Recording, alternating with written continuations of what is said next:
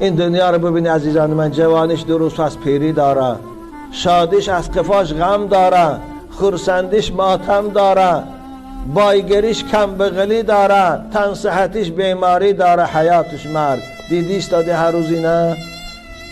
اما خدا برای شما بستان سرای جنت آماده کرده است. وقتی که ایمانی به خدا داره، وقتی که ایمانی به پیغمبرای الهی داره، وقتی که ایمانی به کتابهای آسمانی داره، وقتی که ایمانی به تقدیر داره، وقتی که ایمانی به زنده شدن روز قیامت داره، موافق به ایمان تا 5 وقت نماز تا نخانه، هر سال رمضان مبارک روزش گیره، از حرام های خدا خودتان نگه داره، مثل عرق نوشی و زناداری، دزدی، خائنی.